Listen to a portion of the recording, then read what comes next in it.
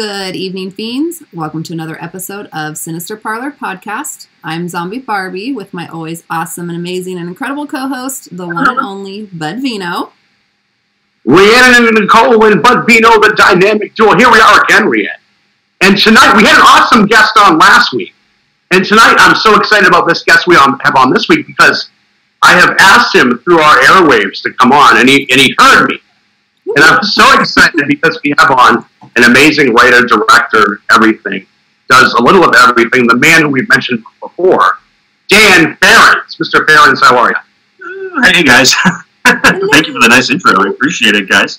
I'm doing well. We're pretty sequestered and quarantined here in Los Angeles, where I live. It's been pretty intense with our, not to start things off on a down note, but boy, it's the virus is out of control where I live. So everybody's kind of hunkering down and hoping for the best. Yeah.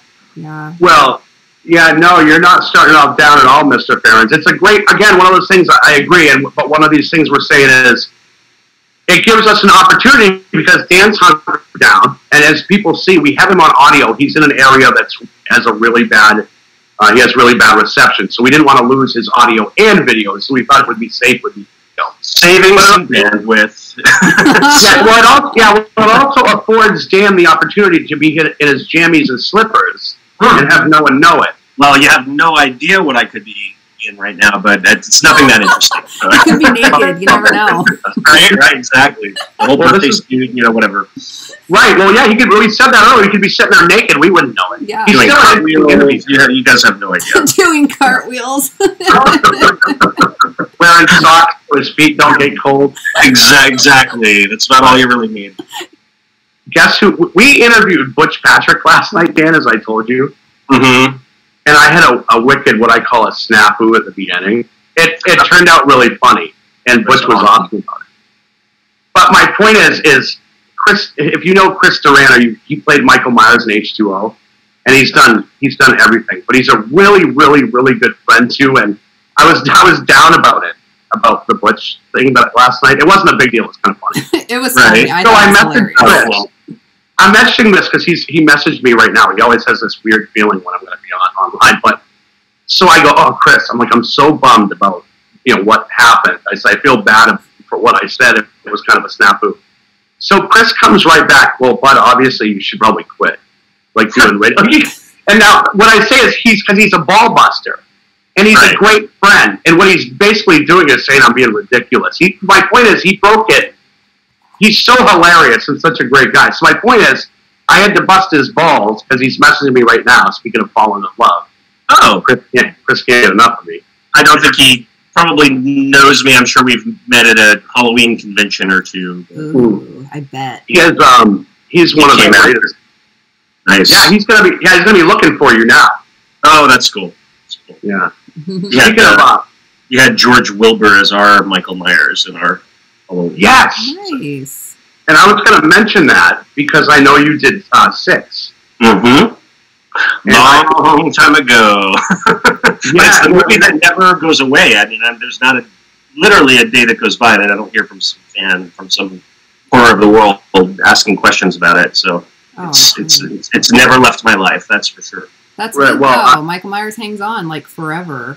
You're right. And now he's more popular than ever, which is astounding. Yeah.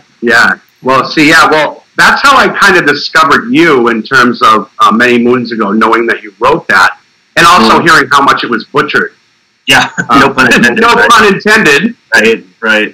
Indeed. But so and I have both versions, which many do, and I have the producer's cut as well, and I know that it's so different than your original script. But I mean, both versions kind of are. But Rhiannon, I told you, just from getting to know Dan, the little bit that I had, his responses to me, that it was going to be fun, that he was going to be fun. Oh, yeah. Yeah. I'm so excited. Well, also, we know that you know. Yeah, well, Dan, we also heard about you, and I had known beforehand, but we had heard about you through this guy. This guy is, this Shelley Finkelstein guy, I think his name is. Oh, that guy. Such an annoying person on the planet. Oh, yes. Larry. Yeah. Oh, Larry Turner. So I texted him this morning because I was flipping channels, and there was Friday Part 3 was playing on Star, so I always have to take a screen grab and take a photo when I send him a Shelley moment. You're like, look at you. Yeah, he was juggling in the movie when I sent him a. Oh yeah, that's the awesome juggling scene. I messaged Larry too when we officially booked you. And I have so much Friday trivia because I was involved in the Crystal Lake Memories book and then the documentary that we later did, and I found all these little tidbits of trivia and how Larry knew how to juggle, but the original script had him doing like a paddleball type of thing, and he'd know how to do that. Yeah, so he was supposed to be, those things, and have like the little red ball with the rubber band attached to the little paddleball thing, and that was what was in the script. And the ball was supposed to be flying out of the audience in 3D. But that would have been. He couldn't get that, so he told the director, Steve Miner, that he knew how to juggle. So that's how that ended up in the. Thank you for that tidbit. We're going to get into more of that because that's one of the things that we mentioned about you on our show in the past. Because you obviously, they were both amazing. You directed Crystal Lake Memories and Never Sleep Again, which are incredible. Oh, thanks. I appreciate that. Labors of love. Let me tell you, it wasn't for. I can't imagine for fame or fortune. I'll tell you that much. Well, I've said on the show. We did those completely out of just by the fans for the fans was our credo on those. So we really just kind of pulled together everyone that we knew that would participate and do it for free, and that's kind of how those things were born. Wow. That's cool, for the few, as I've said on the show before, I'm sorry, Rhiannon, but the few that might not know, they are the most comprehensive documentaries on those two series that you will ever find. And they're beautiful because the Friday, Crystal Lake Memories is like 6+ hours. And I think it's actually pushing 7+. Yeah, and not 1 minute is boring. Thank you. God. It's awesome. That was a tough one. Because I thought, well, if I'm not glutton for punishment after the 4 hours of the Elm Street retrospective, let's do 7 hours on Friday the 13th. Right? Why not? It's funny, because we live in a world everybody has to hate on something at all times. So even when we gave the 7 hours on Friday the 13th, you had people coming back like, well, that's just a little much, don't you think? And I'm like, well, if we hadn't done it that way, we would have gotten complained like, we were so cheated. Yeah, right. That was half-assed. Yeah. You just can't win. I've come to the conclusion in my, the second half of my life now that you just can't win. It's just do whatever you're going to do. People are going to say what they're going to say. Move on. Mm-hmm. It's exactly what I've said, Dan, too, is literally I think you get to a point in life, because I've already passed that, too, is where you literally say the two best words that exist. Fuck it. Literally. Exactly. Fuck it. Some are going to love you, some are going to hate you, and fortunately, I just think, and not to, again, dwell on the current events of our day, which are disturbing, no, but, it's fine. I feel like we just live in this culture, in this world where the negative outweighs the positive. There's always the focus on those who are decrying something or criticizing something or complaining about something. It's like they're the ones that get the airplay, and it's just disturbing to me. We just, there's so many people doing such great things in the world that get no attention. Yeah. And we live in this time where everybody focuses on just the most absurd.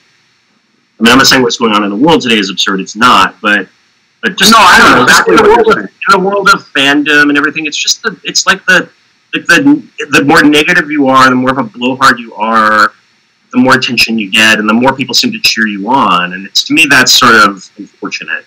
Because I always thought the horror culture and the horror family, if you will, we're like that, and obviously families disagree, but I always felt like there was a camaraderie, and I just felt in the past, I don't know, maybe 5-6 years that it's really gotten fragmented and again, sort of following the course of the culture that we're living in now, where it's cancel this and hate on that, and I don't know, I feel like just reached this really strange time where you can't make anybody happy. Oh, yeah.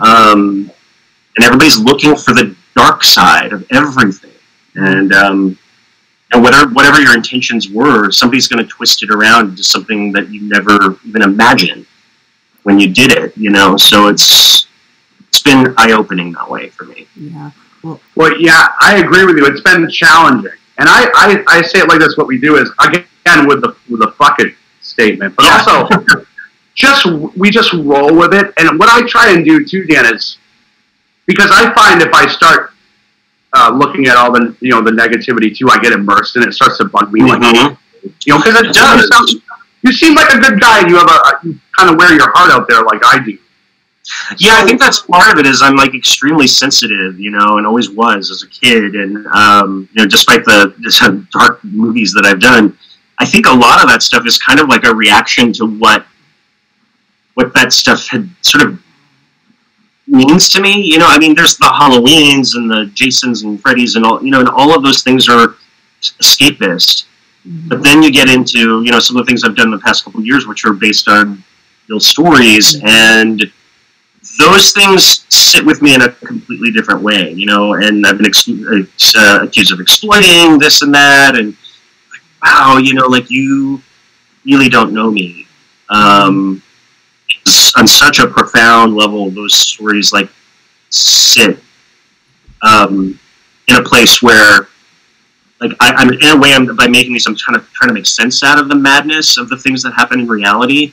And I think that's taking a step in maybe a direction people aren't comfortable with. Well, like, you know, go ahead, Rhiannon. Well, like, no, please, Rhiannon. Well, like how you said, you know, there's a handful of people that are so negative about it, but then you got the other handful that absolutely love it. Like Bud has been talking about Crystal Lake Memories and Never Sleep Again. I mean, he praises it. He loves it. So it's like you got, you know, you got the ones that love it and the ones that hate it. But like you said, you know, you can't please everybody. But well, Dan, this is a great thing. I didn't think we would go down this road, and I'm really glad that we have in terms of your recent movies. Because, and I'm glad that, honestly, I'm really glad that we're having this conversation, because I know you've caught a lot of shit. And the wonderful thing is the ability to talk right now, because you're creative and you have done what a lot of people don't have the balls to do. You've put out your creativity out there. You've tried to do something different. You obviously have a good heart. You know, you've been in touch with me in our dealings. You've only been really forthright and playful in a great way. And I've been really excited to do this because you have put your heart out there with me on a personal level. And so my point is, those two best words, Dan, fuck it. And you keep doing what you do because you love to do it. And the thing is no matter what, Dan, you're going to have fucking people. No matter what. There's people that shit talk Godfather 2. There's people that shit talk the Sopranos TV show. Some people just love to fucking hate Dan. They do. So, you're right. But we learn.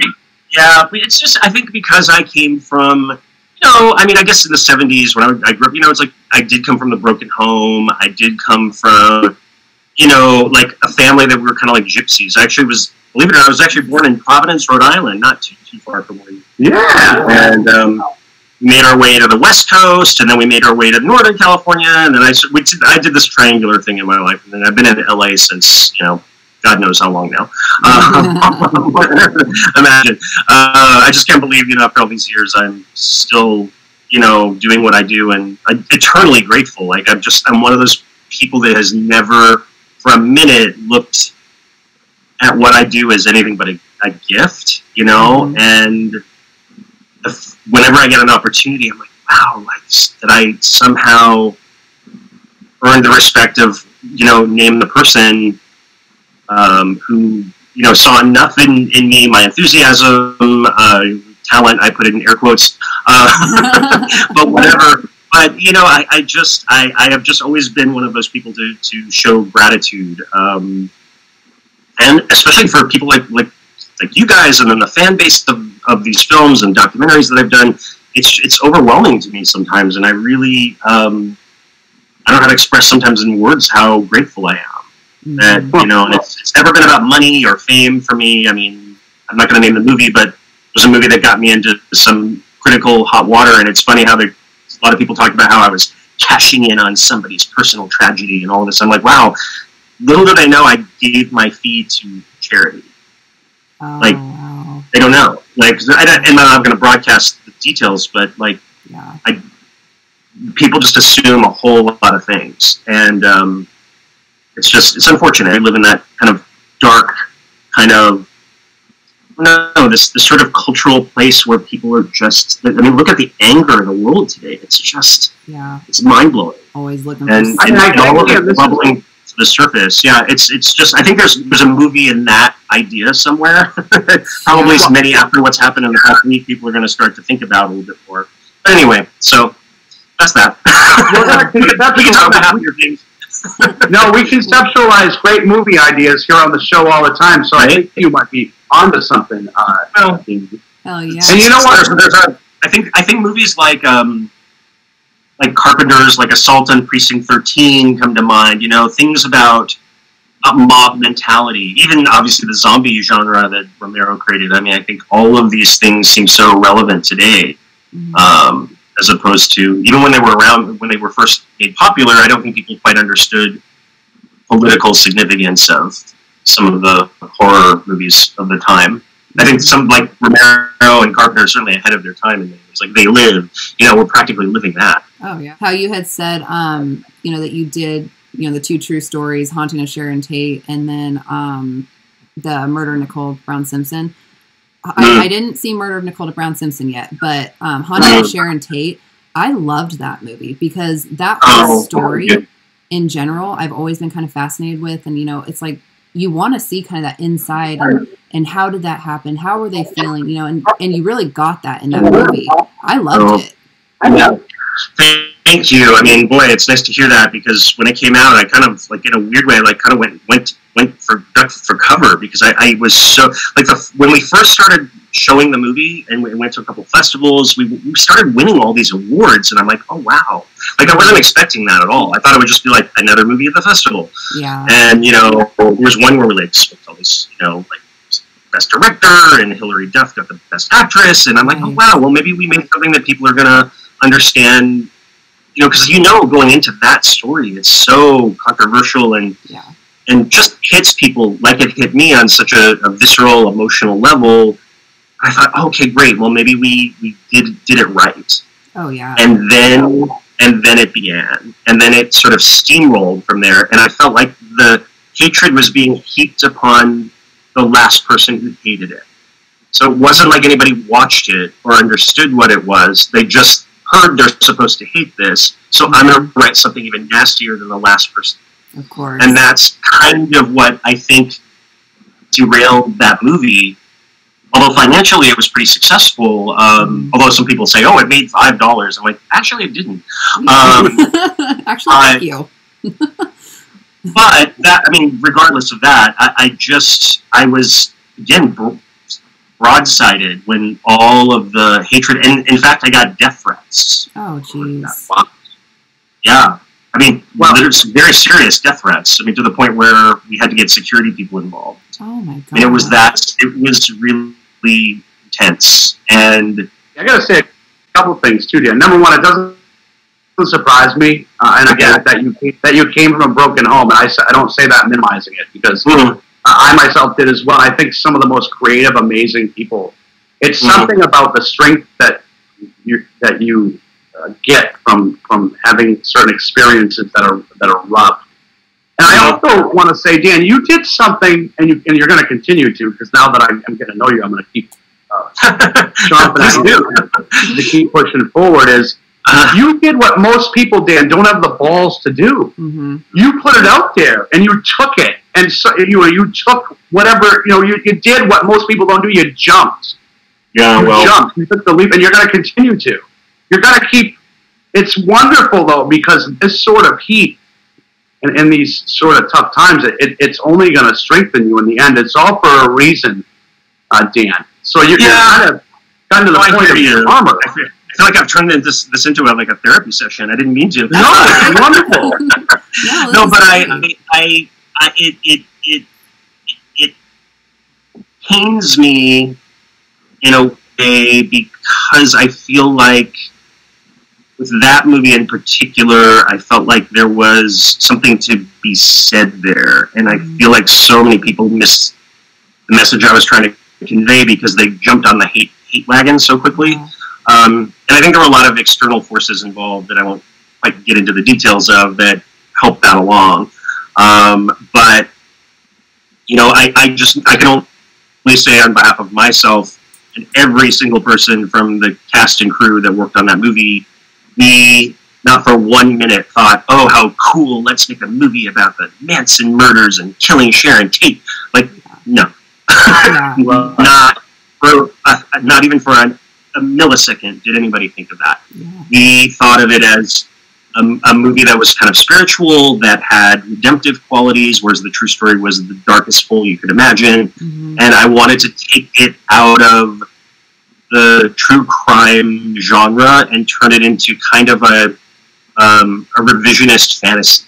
Yeah. And that's what we attempted to do, you know? I mean, it was, you know, it was never intended to be a biopic of how it really happened. It wasn't this is where she was at that moment, and this is how she said it, and, you know, it's set in a spiritual dimension after all these events have already played themselves out, and they're as ghostly figures trying to come to terms with the moment of their deaths. And I've always wondered, you know, just on a spiritual level, if our lives, or if your life is taken from you violently and suddenly, and if there is such a thing as the other side, would you know what happened?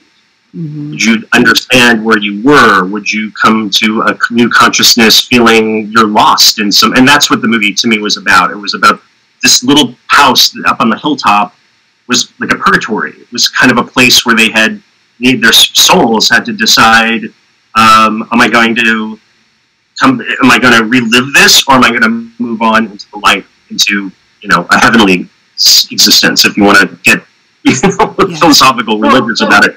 But to me, that's what I was telling. I wasn't telling, these are the play-by-play moments of the horrific events that played out that night. Mm-hmm. Yeah, well, one of the things I always thought, I actually mentioned again to my wife the other night, you made what's called a effing movie. You know, you put your own spin on it. You know, you did what you movies are supposed to be fantasy, and you put your own, like, idea on something. It wasn't meant, you know, it was creative. You tried something different, which you mentioned this cheapened the society, which I don't know if you use those words, but I'll go there and say that most people, again, they do cookie cutter shit. That's the same. You went outside the box, right. and I applaud you for it, because you took that leap that most people don't have the balls to take. And I can tell you, again, on a personal level, I've seen your heart already in the short time that we've known each other. And it's funny that you mentioned, Dan, the gratitude you feel and you can't believe it, and that you're always like, wow, that's exactly the way I feel and how I felt about you. Because when you messaged me, I came right into my wife, and I couldn't believe it. I messaged Brianna right away. So I was that fan, and I couldn't believe it. And I've been so excited to do this, and I'm really glad and happy about the direction that this interview has gone, because it gives people out there a good inside look, and also to say, you know what, take the fucking leap. Mm-hmm. Everyone's going to bitch no matter what you do, but create something that's yours and own it. You've done that. Listen, I hear you, and I thank you. I think what it is that, you know, there are some crimes that I think sit in our consciousness, and true stories that sit in our consciousness for a really, really long time. And this is one of them. I think this is one that has not left us. It's been 50 years, but it doesn't matter. You know, I think that is one that upset the apple cart in such a profound way that I think anyone taking that on is setting themselves up for some blowback. And I certainly expected that. I think I didn't expect to be told that I should be decapitated. So, you know, I wasn't expecting the kind of, like, viciousness that came at me for a period of time, that I wanted to kind of just cower in silence for a while. And, well, the good thing that came out of it, though, is I wrote 2 more movies, which we've made during this pandemic, which is pretty astounding unto itself, that we were able to literally successfully complete 2 feature films this past year that'll be coming out sometime this year. Mm-hmm. So I'm excited about those, and kind of in a way, I just sort of let like you were saying, like let that energize you. Mm-hmm. Like people are talking about you. Maybe it's not the nicest talk, but then there's people like you guys that are awesome, and I've gotten so many kind words from those recent films as well. I think that cause people to kind of, oh, you make me think about it in a different way, or I've never made anything where I feel like I'm letting the bad people off the hook. You know what I mean? Like when it's something about a tragedy like Brown or certainly Sharon Tate, there's never a moment where I'm thinking, oh, they deserved it anyway. Yeah. Right. Yeah. What kind of person would think that? That's what's just so mind blowing to me is like, how can people think that I thought that? Yeah. Right. Well, because people think the worst. Because as you said, Dan, people are mostly negative. They want to remember this, Dan. Happy people don't cut others down. They only try to build them up. That's just a basic fact. If people are doing that, they're miserable. They're miserable people. They don't. I know. And again, people can have opinions. But what I was going to say, it's on the subject is, and I've said this before, I always try to blame Chris Duran for anything when anything goes wrong. Is there any way maybe that you could blame Larry Zerner? Oh my God, it's totally Larry's fault. That's what I'm saying. Like, is there any way that we could somehow use Larry as a scapegoat for anything? Because pretty much. I mean, he is just, I don't know if you guys know this, but he is my attorney. So, if there were contracts involved, it's really his fault that I signed them. Yes, I thought of it as you said that. It makes sense. I think I did know that. We told Rhiannon, that's why we keep Larry on as a friend of the show, because the bigger we get, we'll just have to naturally go on. When you need legal assistance, he's the man to call. You never know. Right. Well, I waited for that movie to come out. As soon as I had seen it advertised, I was waiting for it. And the day it was available, I watched it and I was like, holy shit. Because like you said, it was just a whole different look, a whole different take on it. And it was fucking amazing. So keep doing it. Thank you. Thank you so much. And I felt like, there were a couple people that when we screened it at these festivals, they cried at the end of this film. And I'm like, wow, and it wasn't my intention to create some sort of tearjerker, but I think the realization at the end that all of this whole drama that had just played out was kind of an ethereal, kind of spiritual reenactment, really. And it's funny, people didn't pick up on that, like, through the, and I don't think I'm giving anything away at this point. The movie's been out for a while, but, if you go back and look at it, there's nobody else in the movie except for victims of that night and the people that victimized them. So there's not a person. When in Los Angeles is there nobody else around? Right. Yeah. Except for now during quarantine. Maybe I was being like a little shit with that, but so I mean that was always the idea, was that they are trapped in this kind of spiritual kind of holding place, and to me the house, and it was funny when I was doing the research on it, and I looked at Cielo Drive where the house was at one time. That's a version of the word heaven in Spanish. Oh. So I thought, and in fact that's the first thing that Hilary Duff's character Sharon Tate says. She's like, did you know that Cielo means heaven in Spanish? It's the first word she says in the movie, and I'm like, that just sets up the whole thing. Yep.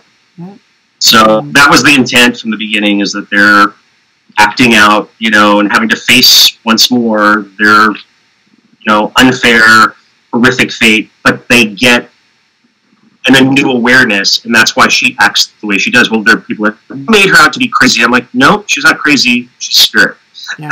She's right. She's trying to figure out what just happened to her friends. That's what the whole movie's about. And maybe I picked too much of a controversial story to tell that kind of a thing. It's not like Patrick Swayze in Ghost, but but to your point, I feel like in a way, if we don't push the envelope a little bit and tell things that people may understand or want to understand better, then what's the point of storytelling if we're just doing Michael Myers 27 times? Yeah. Right. Well, it's one thing if you're putting out there that this is all 100% factual and this is a documentary. You were putting out a movie, which is honestly, and we've said, and I love movies that again elicit some sort of different feeling. Make me think a little. That aren't so effing cookie cutter. like we've said, again, you're showing creativity. Again, whether or not people agree or disagree, and I've said before, I think one of the things that is wonderful is if things make you think, and they open your mind up. Because I don't even think if you can get to a point where there's no such thing as agreeing or disagreeing, it's just learning. I think that's where people, they don't have that. I think you have, the problem with you, Dan, is you have a little too much depth. Well, I don't know, but I do think you're right. I think people, sometimes they go into, especially movies that are labeled genre films, they go in thinking it's just a roller coaster ride as opposed to a museum, you know, where you have to explore and think about the things that you're seeing, you know, and I think maybe the marketing of that movie maybe didn't help so much because I think they marketed it a little too much on the scare of it all, as opposed to this kind of thoughtful, trying to be more of a thoughtful thriller. Certainly, of course, it says horror elements because you can't get any more horrific than what happened in that house on that night.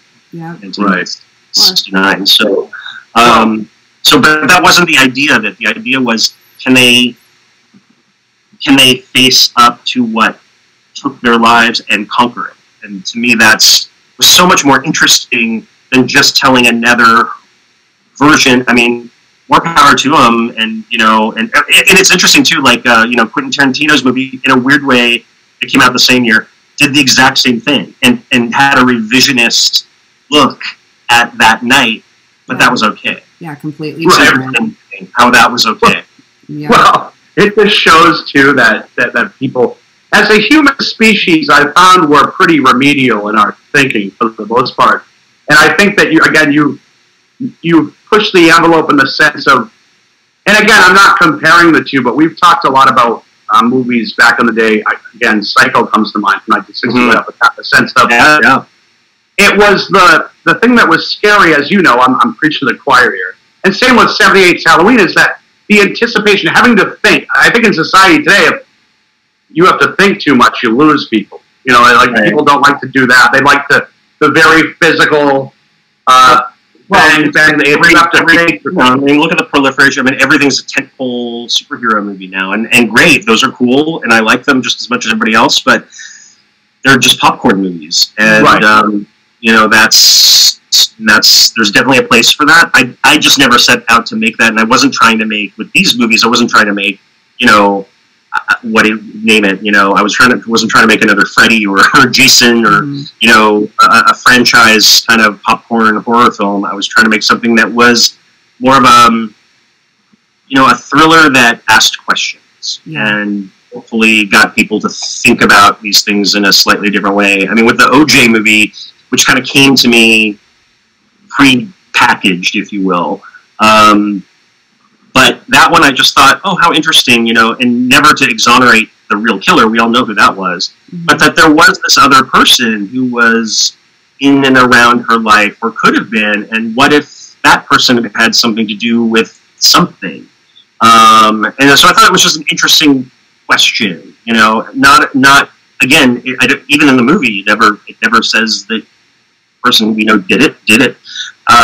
You know, we know who the murderer was, but it's an interesting kind of footnote to the story. And to me, that's what that was. And it's funny how the reviews came out. How dare you say O.J. Simpson was innocent? I'm like, nope, never said that.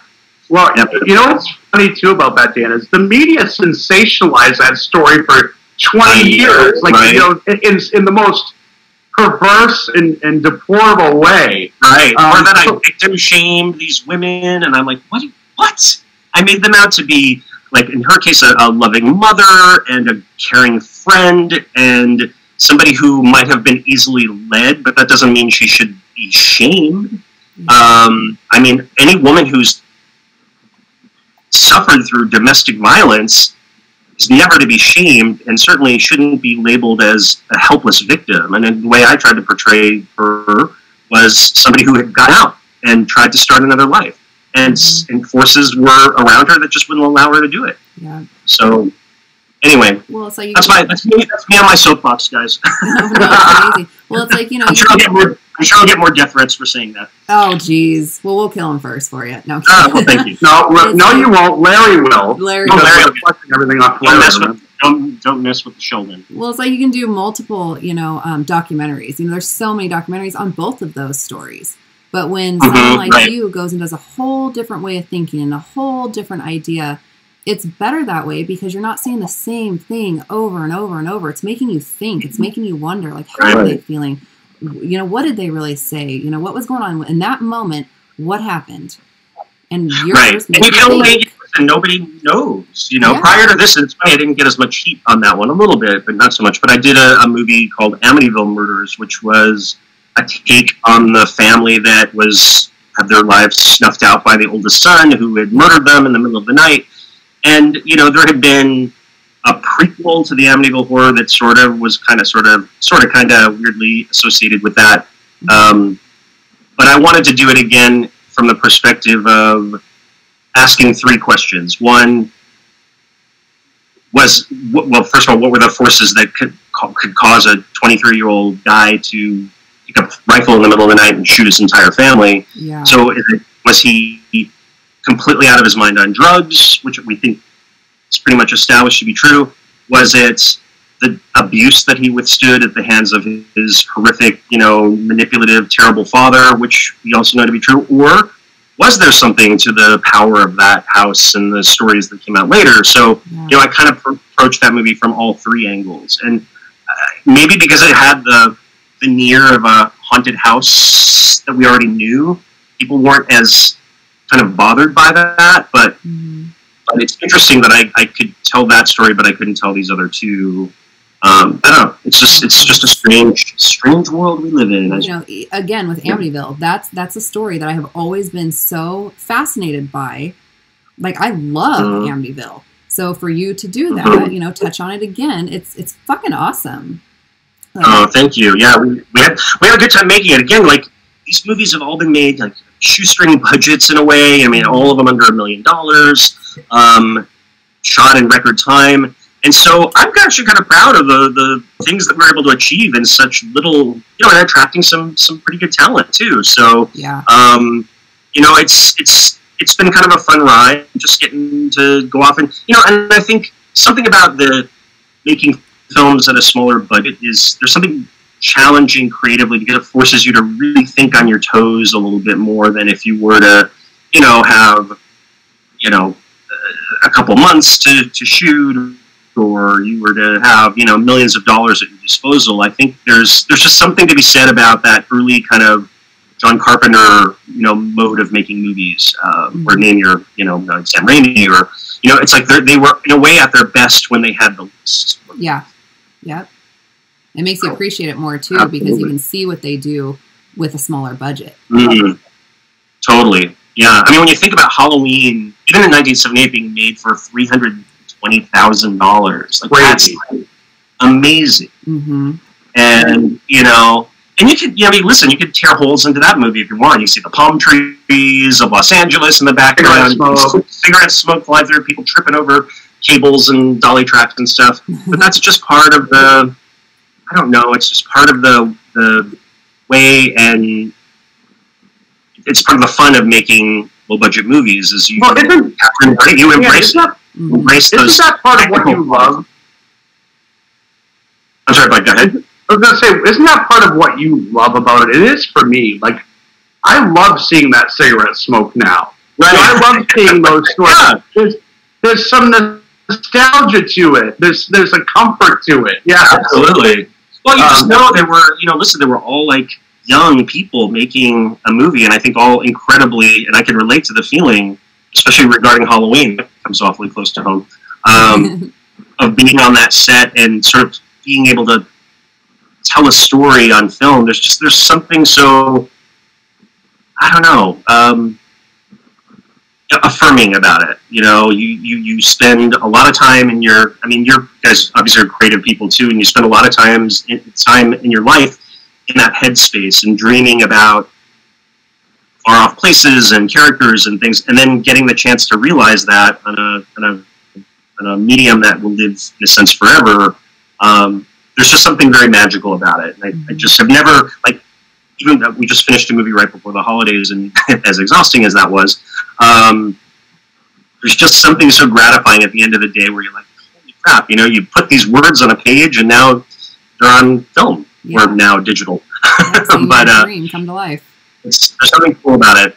And what I think is great now is, like, you know, I started off in the world of Super 8 films and then later VHS, you know, camcorder video movies, and just the technology. You can just pick up a phone today. It's just amazing, and have a 4K, you know, realistic movie. The tools are so readily available today that I didn't have when I started out. So there's, you know, and I'm learning all the time. I mean, there's just stuff that shows up on sets where I'm like, what's that? Well, yeah. But I'll say, Dan, I gotta say, you were one of the most humble, nicest people. He's one of those guys, Rhiannon, I don't think who knows how cool he is. So we're gonna keep it. So Lord, well, if that's the case, then again, find cooler people, because I'm definitely not that. Oh no, you are. We're gonna keep you up there. You've been awesome, and I have to tell you this, because I was just had to laugh because I finally got a chance. I told you, Dan, and Rhiannon knows about Chris Duran busting my balls about because I felt bad about my snafu. So I just looked at the message with Chris. He said, "Are you embarrassing yourself again?" Yeah, he knows we're interviewing. Oh, that's hilarious. Yeah, so I said, we're interviewing Dan Farrands. Hopefully, I don't step on myself there. So now, of course, he knows that's what a ball buster is. He knows we're doing this right now, and he knew I'd get it while we were recording. I have a little connective tissue trivia between Chris and myself in a way, because in the opening scene of Halloween H2O, he's wearing, if that's him, I don't know if he was in all of the scenes as Michael, but when he murders Marion, apparently is going to show up again in the next one. All these retcons they do. But when he's in the house and he's killing Marion, that's the Halloween 6 face. Oh, nice. Yeah, I think it was him, but I'll double check with him tonight. I'm curious now. So he was wearing our mask. That's awesome. Cool. Speaking of proudly, that movie was like the mystery of the changing mask. I mean, it's like he had a different one on in every scene. Yeah, well, I break his balls too, but Chris is one of the most he's very, very humble and a really nice guy like you are. I know I chatted with him for a few minutes. We did have like a big birthday cake, like Halloween thing at one of the conventions many years ago, but I think I was standing right next to him. Nice. You guys would get along. Yeah, wouldn't surprise. You guys would get along great. You know, it's weird with Halloween, even though we've all been in different movies and, you know, and different incarnations of this franchise, like there is a weird camaraderie. Whenever you meet somebody who was in or part of one of the other ones, you all instantly become friends. Halloween friends. You know, so we're like this weird dysfunctional weird family. So actually, Rob Zombie and his wife came to the premiere of Haunting of Sharon Tate. So that was kind of cool. You know, awesome. This is terrible. We're going to get Sherry and Rob on. I already know that because, and I'll tell you, Dan, we have had them mention about something happening. Some shit, man. Oh my God. You know, boy, does he get a ration of shit for those movies. And I feel for him because, you know, 6 was not well received, but it was internet meltdown or like like gangs, you know, the gangs of haters. Yeah. It just didn't exist yet. So like the hatred that spewed on that movie was like sent to me in bundles of mail from Fangoria magazine. Jeez. You know. Yeah. So you had like bags full of mail as opposed to email box full. In those days, there were just like handwritten notes from fans. But actually, I will say though, a lot of and over the years, it's funny, and maybe this will happen with these other movies I've made, because people soften on things in time, and 6 weirdly has its own fan base now, it's really kind of become part of its own. I guess they call it the Thorn Trilogy now, even though Thorn had nothing to do with, or much really to do with 5. But it's sort of that Jamie Lloyd, you know, trilogy, I suppose you'd call it more. And I don't know, fans have sort of known, there's a section of the fan base, because there's obviously still many haters, because that's what people do, that have kind of embraced it, and they sort of see the cracks in the concrete on that movie and sort of fill it in. You know, I've even had fans send me like their own edit. You know, this is the super edit of. Oh, right. Well, I think, you know, and I think you're right, because over time people soften, and I think when Resurrection came out, And then the producer's cut of your flick came out too. I think it probably softened the blows because I know that Resurrection took a lot of shit. So yeah, I don't know. That was kind of still kind of goofy to me. Like I felt like it was. I don't know. Nothing against my friends to the north, but Canadian movies have a certain look to them, and that just feels like Canada. It doesn't feel like. Right. I don't know. I'm being judgy, but I mean, listen, it's another part, and again, a successful movie in that franchise. So, you know, from a business standpoint, these movies just continue to, and I think that's interesting too. And I learned this through making these documentaries, is that a lot of the things that come of these sequels, for better or worse, but is when they're successful financially, it just puts more money in the coffers, or the pun, for studios to greenlight other movies. So, you know, I think you can directly credit the success of the Nightmare on Elm Street franchise for things like Lord of the Rings and, you know, Boogie Nights and even the movie that New Line Cinema produced or distributed back in the day, but all of that was built on the back of, you know, the Freddy Krueger films. So, I mean, there's, you know, that loyal fan base that sort of keeps coming back for them. I think there's just a bigger picture to look at when you think of the other films that have helped, that those successful films have helped finance and make real. So speaking of Halloween 6, well, real quick, there's two things I want to say. So, you know, how you have, you know, 6 has its own fan base, that, you know, actually a huge fan base. They really do. So does Season of the Witch. Well, what always freaks me out is when somebody shows up with at something like at a convention or a show or something, and they have to display their thorn tattoo on their wrist. I'm like, oh my god, it really must have hurt. Yeah, that's so cool, though, you know. But even Season of the Witch, you had all those people that hated it, but it seems like now as it goes on, a lot of people love it. So it changes throughout the years.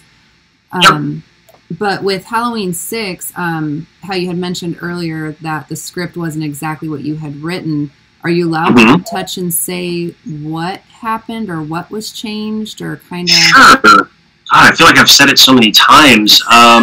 We don't have to if you don't want to. No. It was interesting. There's a book that came out in the past year called, like, Taking Shape, I think is the title, and he went back and he interviewed all of the screenwriters of the entire franchise and just kind of talked in depth about, you know, the changes between the script and what ended up on screen. So I think there's 40 pages of the book dedicated to the changes that went on in our movie. But I mean, I think just from the onset, what we realized was this was not the John Carpenter mode of making a movie. This was a studio movie. What struck me on the first day of production were all these executives, in air quotes, wandering around the set with Mickey Mouse jackets.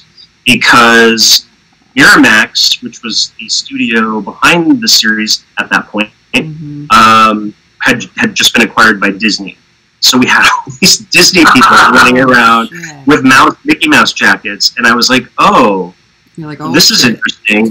And well, you kind of go, "This could go in a different direction," and it did very quickly. And just again, like any movie, there's the movie that you write, there's the one that you shoot, there's the one that you release. So it's always those three things. So the movie that I wrote is very different from the one that they shot, and it's also very different from the one they released. So. I just never saw the imprint that creatively that I had envisioned, you know, on the screen. Just from the, you know, again, Danielle Harris had established herself so strongly as the Jamie Lloyd character in Halloween 4, and this cute little girl, and then she ends up becoming even more resourceful in the 5th one, and I was like, gotta bring her back for 6, and they didn't want to even hear that at the beginning. And then I kind of talked my way into it, and Danielle was cast in the movie. I remember going into the production office and seeing her photo on the wall with all the rest of the cast. You know, they have their headshots on the wall, and there she was. And she had I wasn't there, but I had heard from the people, you know, who were casting the movie, that she kind of stormed into the casting sessions and was like, "Why are you auditioning people for my part?" And they were like, "We didn't know you'd want to do it." And she's like, "Here I am." So they, you know, that was a done deal as far as we were all concerned until I want to say 3 days before shooting, and then suddenly the bean counters at Miramax decided that she was not worth any money. That's so they wanted to pay her. Yeah, it was fucked up. And I remember being, we were in a hotel, you know, like where all the production was staying in Salt Lake City, and I remember Danielle being on a speakerphone, and she's like, "Guys, I just can't.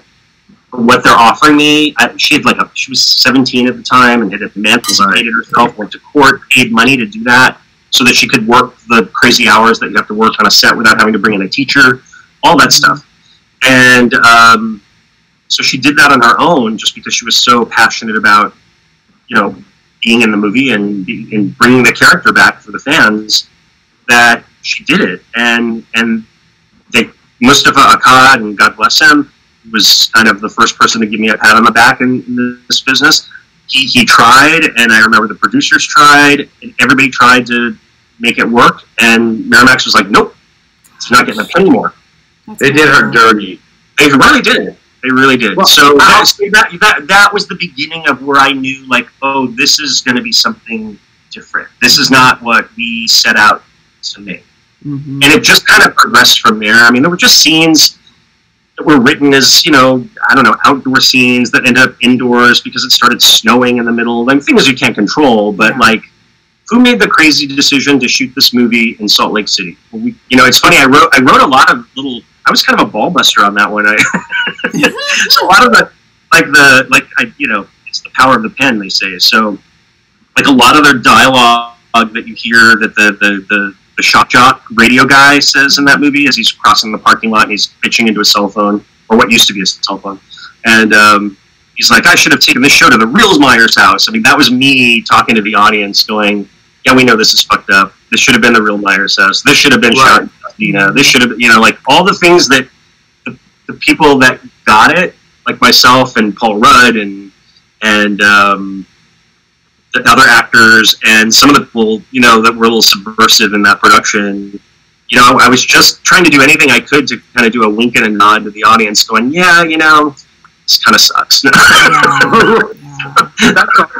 Well, and I was reading, Dan, and we can get back. I want to get back to Halloween if you'd like to, but I was reading that you were the producer on a little film called Trouble with the Truth. Oh my God, yeah. Which involved Danielle Farrands. Right. So that's kind of cool. It's obvious you think highly of her, and why wouldn't you? I've seen interviews with her too, and what Miramax did to her, and it's nothing short of deplorable. It's really, I mean, shit. I love her. I mean, I'm glad she got a little payback when they came to the Rob Zombie ones, and I'm glad that he fought for her. Because nobody else was, believe me. It's just unfortunate, but no, I mean, it's funny. Out of all of that weirdness on Six, like, she and I became pretty good friends, you know. And I cast her in Trouble with the Truth. There was this part of a daughter that was like, "Oh, you know, this sounds like Danielle to me," and we called her, and she's like, "Oh my God, of course I'll do it," you know. So she came on for a day or two, and it was just fun to see her. And then I did another movie. I co-wrote a movie called Havenhurst, and was a part for a drug addict. I'm like, "Who else do you think of?" And Danielle Farrands. I'm kidding. You know, actually, I thought of the character she played in Urban Legend. It was that kind of goth girl. Oh yeah, yeah. And so I thought, oh, this would be kind of fun. And I mentioned her name to the producers of that. And they're like, "Oh my God, that's a great idea." And I kind of made the deal with her. I just said, "Listen, Danielle, we have this thing, and, you know, we can pay you better than you would have gotten paid for Halloween 6. So you want to come and do it?" And she's like, "Of course." So anyway, but she's just been just a dear friend and somebody that I respect completely. And you know, and I feel like even when I throw her like these little peanuts in a way to appear in these other movies, it's just kind of my way of saying to her, like, "I'm so sorry that happened, you know, and that should have never happened that way. It was just wrong." Well, Dan, I thought of that actually when I saw that you had worked with her later. I'm like, you know, it's obvious that he thinks, we'll have to get her on, so I'm going to do what I did to Dan Farrands. And so oh yeah, we should. Yeah, we totally do that together. That'd be awesome. Yeah, that'd be awesome. She's just great. I mean, it's like when she has her Christmas party, she always puts me on the invitation list, and she's always very thoughtful. That's awesome. Yeah, she's the female I want to work with so bad. Oh, she's so nice and just super talented and just great. And she's just been nothing but kind. And she and I now, we just kind of joke about stuff. We're like, like she actually, I think she called me once and she's like, we should get she's like, I've got whatever camera she owned. And she's like, let's go shoot all of those scenes for Halloween 6 that I was supposed to be in and just put it in the movie. And I'm like, oh my God, we have to do it. That'd be awesome. Like, the fact that I just said that, I'm going to get like a ton of email. I'm like, you have to do it. Yeah, you have to. We're going to put that out there, Dan. Yeah, see, I think she said it when she was pregnant with her first son. I think that's what it was, because she's like, oh my God, I'm pregnant, I'm about to pop. And she's like, I should totally be that pregnant Jamie and you just push me down hallways. That's awesome. That's awesome. So, I mean, we've learned to laugh about it, but I mean, like, it was just not cool, and just, and having Donald Pleasance was just a high that I can't even describe, and I think writing those words for him and seeing him, like, with the cane, and he's just, just this, it's like it's Dr. Loomis, he's right in front of me, so just like fan geeking out stuff that I had, was dealing with on my own, but no, he just, we had the elements and everything was there, and I felt like the script could have been done the way that it was written. They just didn't, I don't know, they just got, and then they wanted to have all this weird shit, like Michael gets his niece pregnant and all that. It's like, what? Yeah, that was weird. What is going on here? Like, and people think that was my idea. I'm like, well, the idea that I pitched when it was in the script was that she's impregnated by something, and to me, it reminded me, the way I'd written it and the way I conceived it in my head was, it's that scene that, it's the ritual scene in Rosemary's Baby where she's drugged up and she's tied down, and then this like horned figure comes out of, like, what was that, And to me, that's what it was. It wasn't like a literal, Michael Myers is going to come and ship his niece. It was more like, kind of standing there. Oh my God! I mean, kind of standing there, proud. Yeah, he's just like sitting there on a stage or something. I don't know what that was, but again, the idea was that it was supposed to be the evil that infected Michael was going to be brought to her, put in her, this child. So that was the whole idea of it, not like literally the uncle getting on top. Like that was just fucking weird. And people think that I wrote, an incestuous. Yeah, what the fuck is wrong with you? How can you lie? I know, right? So I mean, those are and that's in the producer's cut, and I'm always like rolling my eyes when people talk about that version, because I'm like, yeah, that's the one with the niece raping. It's just so weird, and never was my intention. I never thought of it. I thought of it as more of again, I go right back to that scene in Rosemary's Baby where she's this cult, and they've drugged her, and she's tied down, and what's going on, and we don't know what's happening, and it should have all been very ethereal and mysterious and not literal. Yeah. And I never, in my mind, for a minute, thought that Michael had sex with Daniel Farrands. Yeah. You're 14-year-old. I don't think Danielle would have signed on to the movie if that had been part of it. It wasn't. Yeah. That came in some other weird person's, imagination. I think that was the producer's cut, but it was all very confusing and weird. It had all of that, just missing the point. And it felt like just takes, I don't know, it just takes a little more imagination, I think, to do it the way it's on the page, as opposed to like all these standard television movie setups. Like, now we're going to do coverage, now we're going to do, I just thought the movie could have been more inventive visually and just give us a little bit more depth to the characters. I wanted to know more about Michael's backstory, if it even was his backstory. I think that was always supposed to be, Paul Rudd playing Tommy Doyle, like making stuff up in his kind of mind of what this might have been. But I mean, I just never really wanted to depart from the idea that this was this force of evil that terrorized this town for whatever that reason was.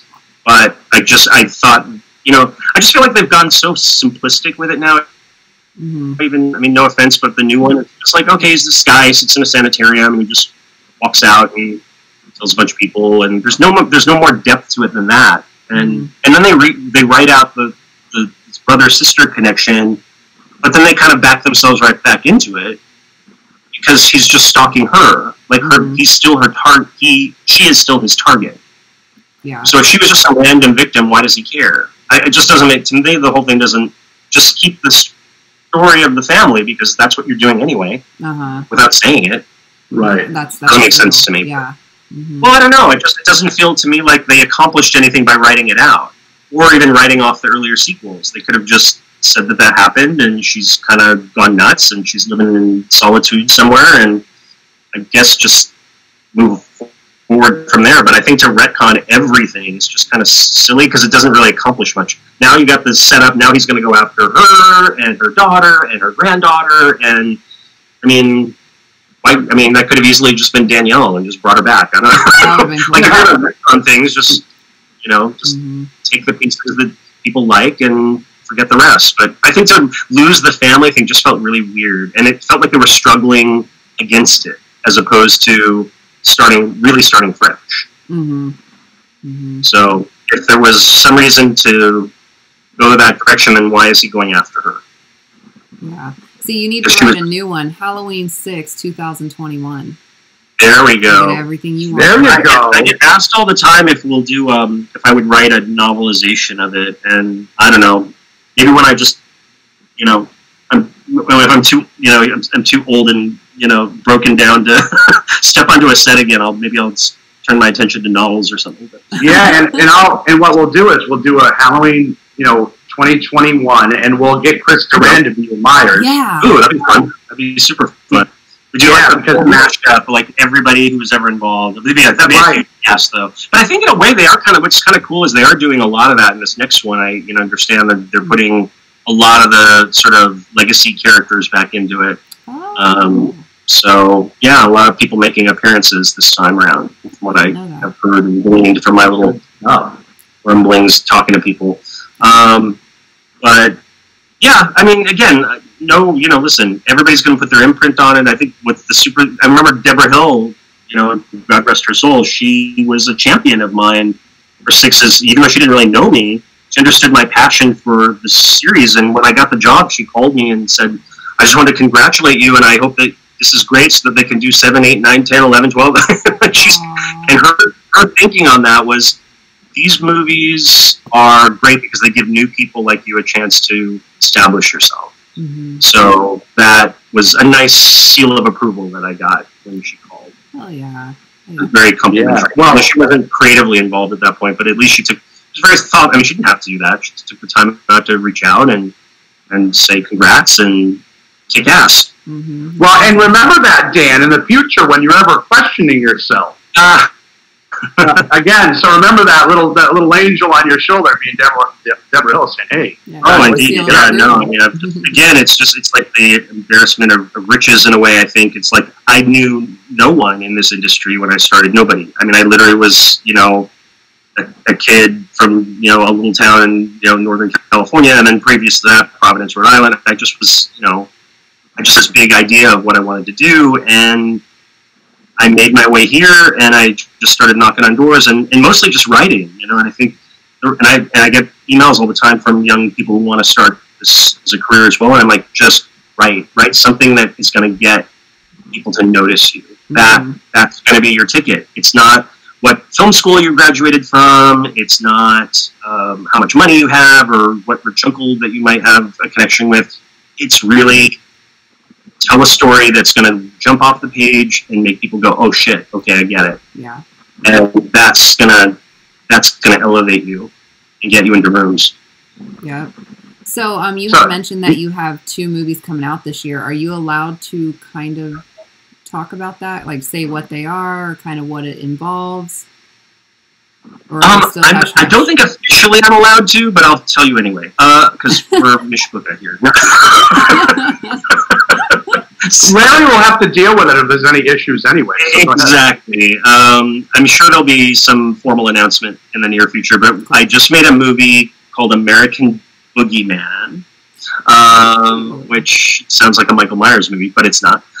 It's a real American boogeyman in the shape of Ted Bundy. Oh, shit. Oh, man, so excited. I knew that would get her.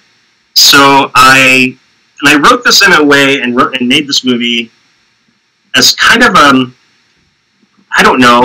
sort of a snapback to this other movie that I think was successful. Maybe I think got some critical acclaim to it, but I was like, that's not Ted Bundy. This is Zac Efron movie. That's not how he was.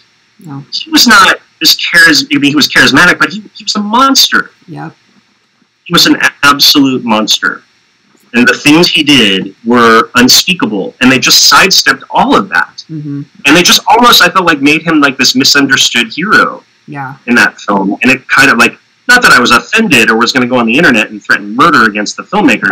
So my answer to it was like, you know what, I'm going to write something that is a little more true to who he was. Again, I'm sure I'm going to get some flack for it because it's based on a true story. But it's not a what-if movie. It's a, oh no, this is how it went. Oh, I can't wait. Well, I think, honestly, Dan, I'd like to get your opinion, but I think in studying the real Ted Bundy and the trials and all his, he was given far too much credit for being this genius or this. I agree. He was very self-aggrandizing, and I think that's what people remember. Absolutely, and it was always him playing the misunderstood card, or the, in the way that, and she was just obviously a malignant sociopath, like someone else that we know of in our, it's, not going to get more defense. But that being said, he just manipulated everything and everyone around him. And that was his, it wasn't that he was so incredibly good looking. He definitely was not, Zac Efron. No. It was just that he looked normal enough that, and played the victim enough that he was able to lure these women in because they were kind people, because they were human beings where he was a monster. Yep.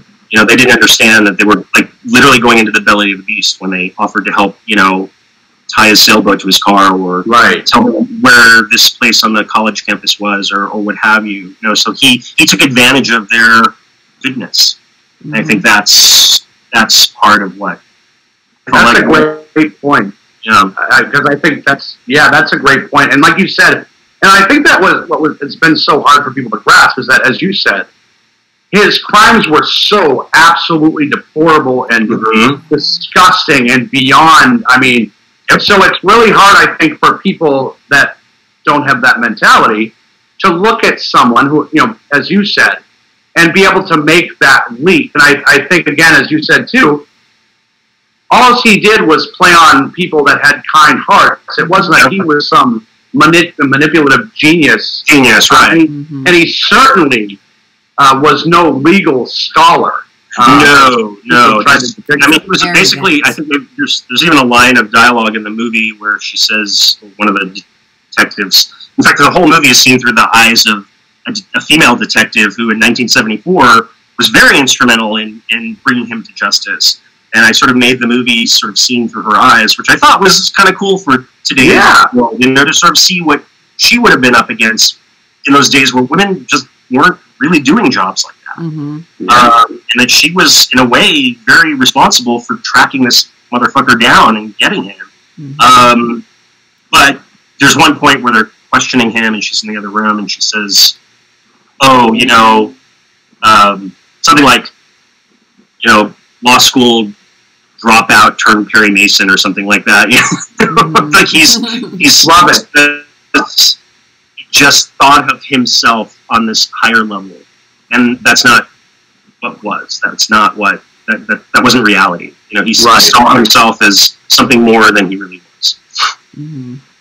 Yes, narcissism at its not so finest. There's still so many unsolved, ones, and men missing girls that have never been recovered. It's just tragic. Yeah, I think we'll never. Lynn Shay is in the film. And oh, cool. Who's Lynn Shay? Yeah, Lynn Shay. Oh. Lynn Shay plays Bundy's mother in my film. And, she's just it's a heart-wrenching performance, I have to say. Just one that I'm so grateful because I adore Lynn. But she came out of her pandemic cave to do this for me, and she just brought something like, the denial of this woman, the mother of this monster, who came from her own very broken home and background and abusive father and all of these things. Just like the way she plays it in the film, I can't wait for people to see it, because I just feel like it's like, wow, this woman was literally living behind a curtain of denial. Yeah. For everything. In one of the documentaries, they talk about how they went to speak with her after, I think one of the reporters went to speak with her after he had been executed, and wanted to play for her the tapes where he had confessed to a lot of what he had done, because they wanted her to know this was going public and that she should be aware of what. And then she sat there and she listened to the tape, and he turned it off, and her answer was, "Would you like some pie and ice cream?" So she just shut out. It didn't even faze her. Wow. She just couldn't accept it as reality. Total denial. Yeah. Wow. So Lynn plays that whole thing just beautifully, and she's just so great. I mean, she's become like iconic. Oh yeah. I think the horror genre is filled with like some of the nicest people that I've ever met in my life. It definitely is. I agree, which is weird. We've said that before. It's like some of them are some of the most sensitive, people, nicest people. I honestly think we're talking to one of them right now. Oh, that's and I honestly, before the interview, I was excited, Dan, and this actually surpassed my expectations, because we delved into some issues, into some areas, in some depths I wasn't expecting. But I always learn to expect the unexpected in a wonderful way, and this definitely is one of those times. And I know we've taken up a lot of your time.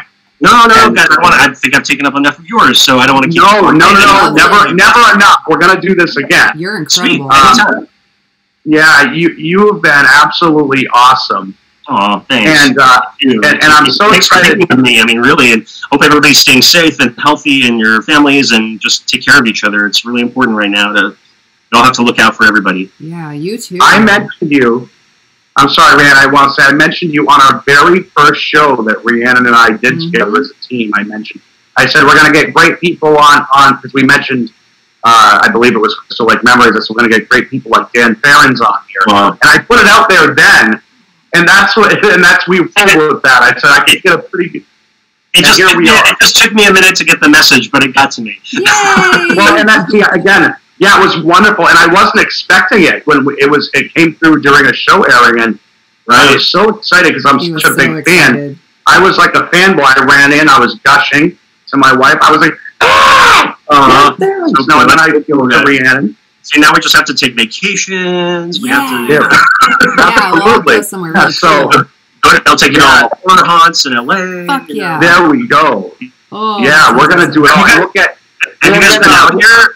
Have you guys been to LA? I have, yeah, multiple times. Quickly, but I've never been out there for any substantial length of time. Right. Well, you have to, because we have, show you where the real Myers house is, and where this, the Strode house is, and Wallace and the Doyle and all those locations. We're going to hold you to that. Absolutely. Yeah, the only one I saw was Freddy Krueger's. I didn't see the other houses. Oh, it's funny. The Nancy house from Elm Street is about, well, it's on the other side of Sunset Boulevard, but it's like 2 blocks over from where the Halloween houses are. Oh, you were really close. Okay. You were super close. Yeah. Dang it. Yeah, you just missed them. Well, shit. You just gone like 2 blocks over, you would have driven right down Haddonfield. Oh, man, I wish I would have known that. Well, whenever we all get together, that's our plan. Right, there's a reason. You know what? When we can all come out and breathe air and share germs again. Yes. There we go. You've been incredible. Thank you so much, Bill. Thanks, guys. You too. Thank you for taking the time and letting me just stand on my pulpit for a little bit. But it was great. Or soapbox, I guess, is a better way to say it. Well, stand away. You've earned it, brother. We're honored you came on. I thank you so much. This was a lot of fun. Totally great guys, and thank you so much again. Please just stay safe and wear a mask, please. Yeah. I tell everybody. It's my absolutely. Wear a mask and get out of this. All right, everybody, stay well, and we will hopefully catch up again soon. Definitely, we're gonna hold you to it. All right, I will too. Awesome. Thank you, Mr. Farrands. We love you, brother. And if you need anything, I'll be reaching out after this because I'm really appreciative. Awesome. Thank you. You do the same. Take care, guys. Have a good night. Rhiannon, oh my goodness, what an interview, my friend. I tell you, I said to Dan before the show. I may have said it to I actually said it to Butch yesterday, but I'll say it to Dan too. I said, Butch, we're going to tell people, we'll sell you the whole seat, but you're only going to need the edge. And I'm going to say the same thing to Dan, because that was a great interview. What an awesome guy. Oh, he's amazing. So I know we're going to get to the shout-outs now, Rhiannon, so I'll be such a rude guy. And I'll start rocking and rolling. And I want to, first of all, thank Dan Farrands, Mr. Dan Farrands, for coming on. What an awesome interview. And I'll say it again, I'll say it again, I'll say it again. And secondly, I have to thank somebody who is just awesome, rolls with me every week and puts up with my shit. The beautiful, the lovely, talented zombie Barbie, a.k.a. Rhiannon Nicole. I love you, kid. Love you. I walked on you tonight like crazy, and I owe you. Thank you for being such an awesome co-host. You are the best. You are the best, and we keep getting better. As I said, like a fine wine, I love you. To my wife, Allison, who's making me a pastrami sandwich as I speak. I'm so excited. I'm going to be a glutton tonight. I'm going to have mustard and cheese running down my arm when we're done. I'm very excited. And I'll give a shout out, as always, to our man, Chris Duran, who as I said, gave me shit while we were recording the show, and that's why one of the reasons why I love the man so much. Good job, Chris. John Mondew, who is always so supportive. John Mondew. Another one who's always supportive. Sam Fowler, giving us endless shout-outs. Ryan Brochu and the dad of Sinister Parlor podcast. Norm Brochu. My mother-in-law, father-in-law out there. My boys, I love you. Daddy loves you. Everybody out there, chins up. It ain't over till you say it's over. And we are just getting warmed up, Rhiannon. I love you, and thank you to everybody out there for I love you. So I want to thank Dan as well for coming on. That was such a great interview. It was nice and long, and he had so much depth to him, and it was great to hear everything. And what an amazing man he is. So thank you so much, Dan. I want to thank you, Bud, of course, for being my co-host. I couldn't do it without you. I wouldn't want to do it without you. So this is our year. I'm so excited. We are getting off to a great start, and I can't wait to see where it takes us. I am super, super grateful and thankful for you and blessed. Love your family. Love you, Allison. My Indie Productions for always promoting us, always keeping us on our toes, making sure that we're getting stuff out there and getting our content out there.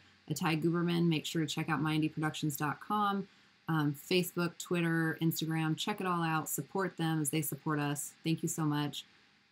Check out Horror with Sir Sturdy. He's one of our supporters. He's who got me into podcasting. Definitely check him out and his show. He's incredible. Has some great guests. A lot of them, actually. He's got tons on there. He's awesome. Crazy Ink Publishing for publishing my books, Broken Halo Blood Curse, and Broken Halo Witches Game, which goes live tomorrow. Well, when this comes out, it'll be last week, but whatever. And then check out PossedByPassion.com, where we have a box set of 21 books from 21 different authors. It's paranormal romance, dark romance, 99 cents for the pre-order. You get all 21 books once it releases. Help us get to USA Today best-selling authors. Thank you to Johnny Ellenberger for our intro and our logo, and Chris Atella for our outro music and our intro-outro for iTunes, Spotify, Google Podcasts, all of those online podcasting sites. So thank you, everybody, and with that, I am done. Rhiannon, quickly, too, and you're the best. You're so wonderful. We all love you out there, and I especially love you. I love you. And in saying that, you mentioned Sir Sturdy. We talked with Sir Sturdy. I did a little bit before the show, and I know he talks with you quite often. Mm-hmm. And he had mentioned doing a crossover collaboration show. We're going to make that happen in the future. I think that'll be a lot of fun because, as Sir Sturdy said, I'm paraphrasing, but that's what it's all about, supporting each other. Yeah. And that's what we're going to do. We're going to continue to support each other. And who knows, you might see some crossovers with us and people like Ken Arnold. That nut job out there. He's so the cool. Night Watch. Yeah, it's forever supportive. We love you guys out there. Keep your chins up. We're having so much fun. I hope you guys are too. Yes.